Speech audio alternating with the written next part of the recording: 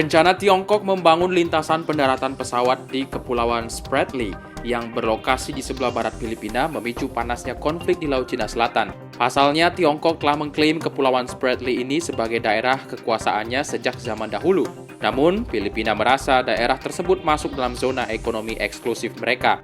Kisruh ini tak ayal juga menyeret Pulau Natuna yang lokasinya strategis di dekat kawasan Laut Cina Selatan. Pulau Natuna yang secara administrasi masuk dalam wilayah Kepulauan Riau ini diklaim oleh beberapa negara seperti Vietnam, Filipina, Brunei Darussalam, dan Tiongkok sebagai wilayah mereka. Maklum, kawasan ini kaya akan sumber daya alam, khususnya minyak dan gas.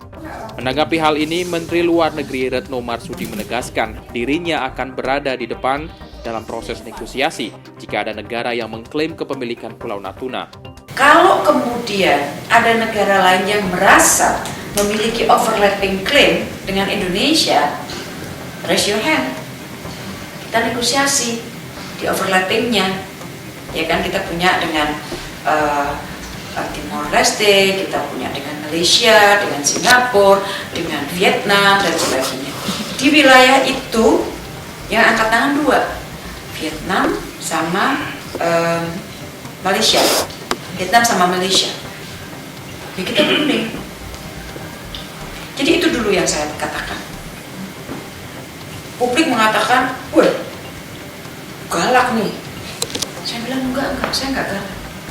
Saya hanya menyampaikan secara terbuka, this is mine.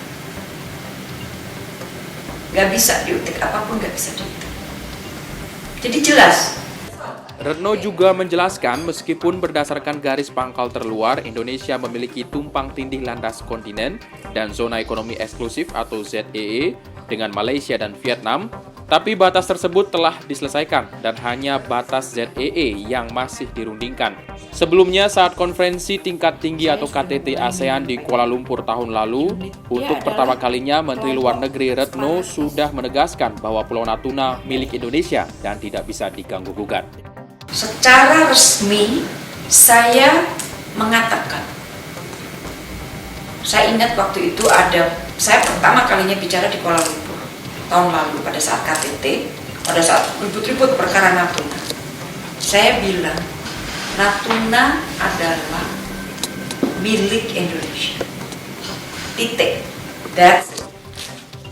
Dan ini sudah diakui kan?